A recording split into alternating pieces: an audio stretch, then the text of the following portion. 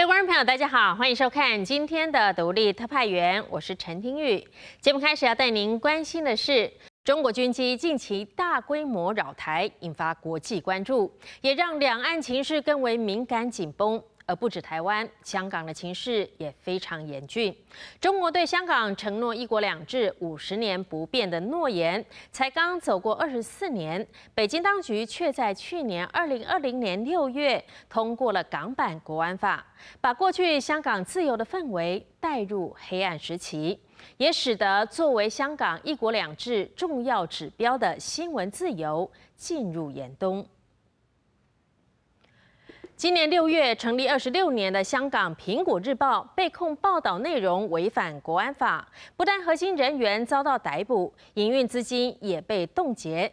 香港《苹果日报》不敌这样的重击，终于宣布停业，成为国安法下第一个倒下的媒体。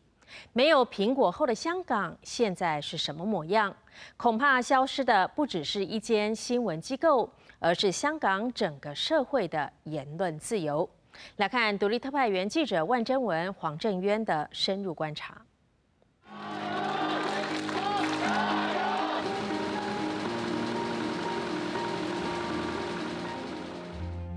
是香港140年历史里面最大的一次的新闻打擊。歡迎準時收睇9點半蘋果新聞，我係謝興怡。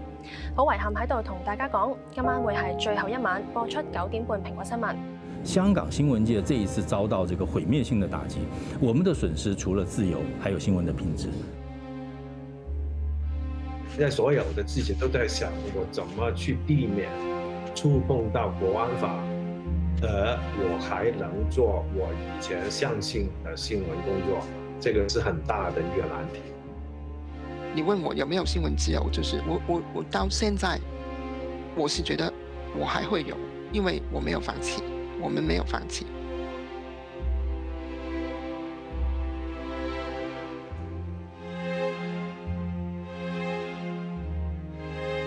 6月24日的这一晚，许多香港人彻夜未眠。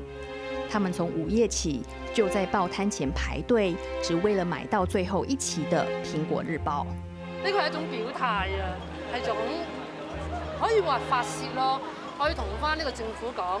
我哋香港人其實從來冇驚過。呢一份會係一份香港人最後一份嘅報章，咁可能未來50年都可能或者100年我唔知啊，可能都冇將一份代表香港人嘅報紙。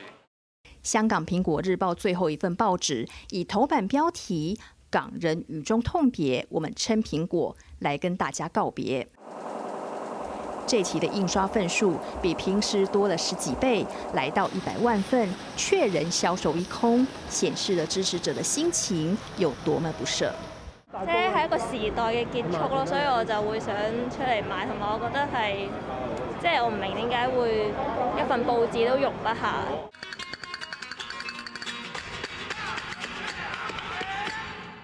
蘋果日報身處絕境之時，也正逢創刊26週年。26年前的1995年6月20日，香港《蘋果日報》誓言要成為一份香港人的報紙。這個時期，香港傳媒的多元活力回應着當地的自由與繁榮。2002年，非政府組織無國界記者首次發布全球新聞自由情況排行榜，香港在100餘個國家中名列第18。想不到，在近20年後的2021年，居然已跌至第58名。關鍵正是香港回歸中國之後，中共政權逐漸把手伸進媒體進行控制。其實一直在從過渡期到回歸之後，其實這種 ownership 的改變一直在。有一些媒體已經其實我們說的眼紅了，它是紅色資本進入了他們的那個管理層，他就透過這樣的方法去影響那個編輯的方針或者是報道的方針。以前當記者的地位挺高的啊，就是比方說一個官員他不回答，我們都可以打電話說你一定要回答。警察的地位，他的權力是不斷去壯大，所以他可以打自己可以告记者。现在他每天都告诉你，他可以进你的家，可以进你公司，拿你的电脑，拿你的手机。那我觉得现在香港记者做下去就是没有一种安全感。对香港新闻自由的一个关键重击，发生在2020年6月30日，中国人大委员会通过港版国安法，罗列分裂国家罪、颠覆国家政权罪、恐怖活动罪以及勾结外国或境外势力危害国家安全罪等4项罪名。而国安法的法条里明显透露出，政府可以光明正大的以国家安全之名直接控管媒体。第9条，它规定香港政府应该就涉及国家安全和反恐事宜，对媒体、网络等加强指导跟监管。好，那第10条，特区政府应该通过媒体、网络等展开国家安全教育。那这个意思就是说，当我需要借着你媒体来进行这个网络这个国家安全教育的时候，我也许可以征用你的时间。那征用你的时间，我甚至可以征用你全部的时间。那第54条，特区政府新成立的国安公署，它负责管理这个外籍媒体在香港设置的机构。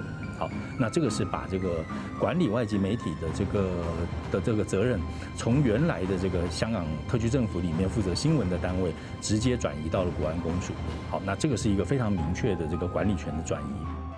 就在香港言论自由空间急剧紧缩的情势下，公开支持民主运动的《苹果日报》不免成了当局的眼中钉。2020年7月。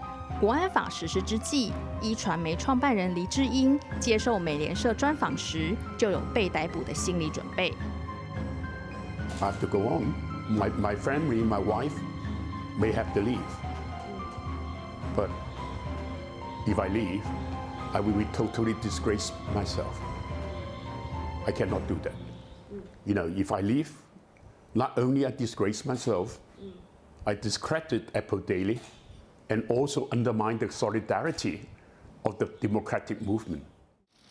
果不其然，2020年8月，黎智英就被控涉嫌违反国安法。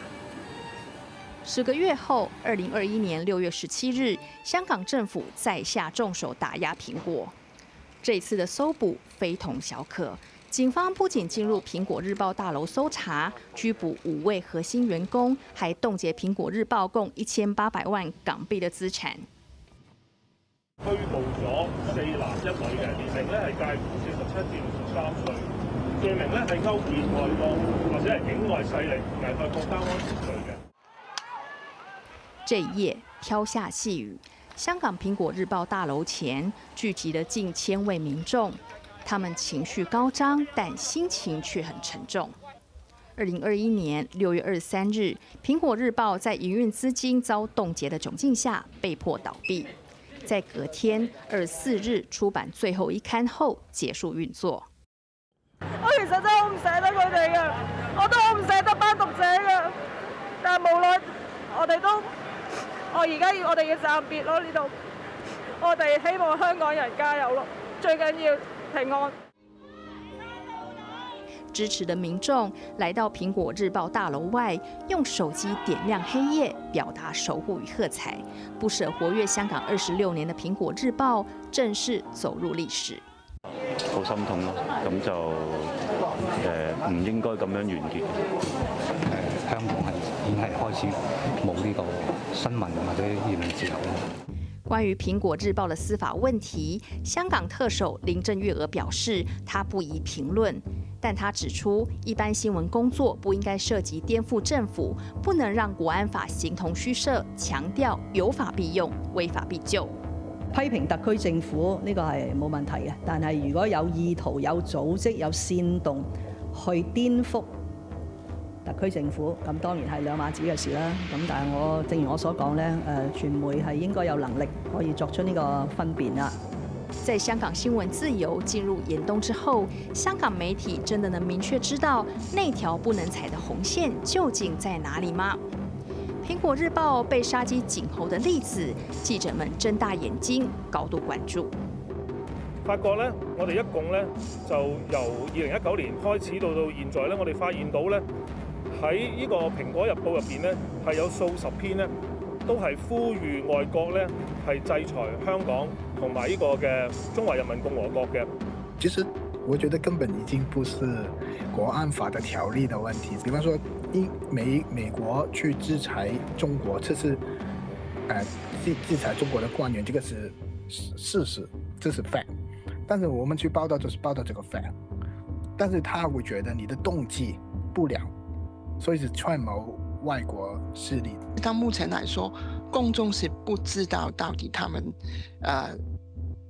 做了什麼事情，來被政府起訴一個那麼嚴重的罪。蘋果日報事件中，當局並沒有清楚說明被指控的文章有哪些內容踩到紅線，只是概括地直指文章違反國安法，導致香港新聞界一陣恐慌。尤其是記者們在想要善盡報道責任的職責下，被迫自我審查，內心充滿恐懼。政權要製造出來的一種氣氛，一種氛圍就是這樣，就是你不知道紅線在哪裡，但是好像到處都是紅線。我們跟中國大陸的內地的那種新聞記者的狀況，我覺得更差一點，因為他們還已經建立一套潛規則，大家都知道塔布在哪裡，就是幹區在哪裡。現在我們的問題是我們不知道在哪裡，那種恐懼更大，恐懼帶來寒蟬效應。在蘋果日報停刊的效應下，香港網媒立場新聞日前宣布下架2021年5月及之前的轉載及投稿評論文章。隨後，另一網媒 Winamac Media 表示基於安全考量撤出香港。此外，852郵報 YouTube 頻道也撤下所有舊影片。即便由香港資深傳媒工作者和新聞學者創辦的眾新聞，強調他們是真正在做當下發生的新聞，所以目前沒有下架文章的計劃，但也難免受影響。有一些作者啊，或者是有一些受訪的人，他們比較憂慮的時候，我們當然是要考量到他們的憂慮。他們比如說有些是他們希望可以把過去的文章下架的，我們也尊重他們的要求。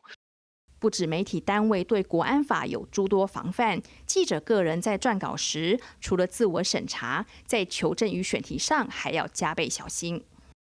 過去可能我們 fact check 2次3次就 OK， 現在可能我們再要多4次5次，就是過程我們是要更嚴謹。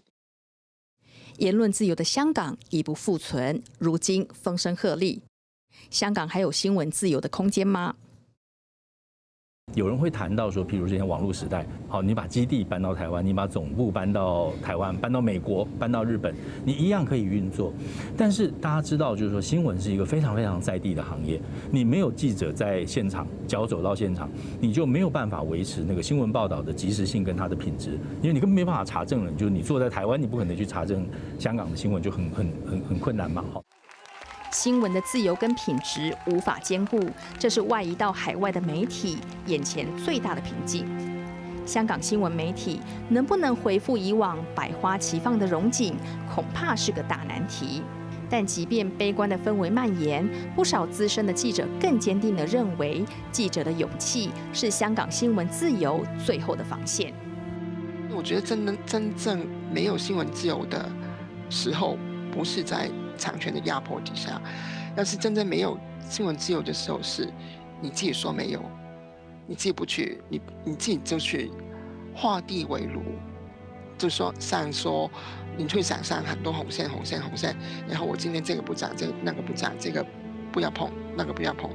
要是我們是在這樣子的一個狀態底下，那就沒有了。蘋果日報的遭遇是香港新聞自由迅速惡化的重大指標。反觀台灣，相對享有更大的言論自由空間，除了珍惜這樣的環境，我們能做的其實更多。那今天最自由的一個華文新聞的環境，大概就只剩下台灣。那我們能不能夠擔負起原來香港所擔負的那個使命，特別是對於中國的觀察、報道、評論這一塊？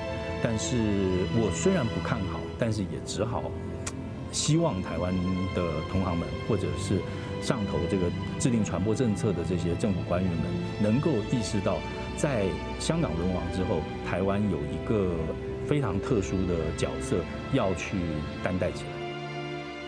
即便香港传媒的言论自由逐渐被消失、被打压，但新闻媒体人守护新闻自由的斗志仍然高昂，值得我们致敬与继续支持。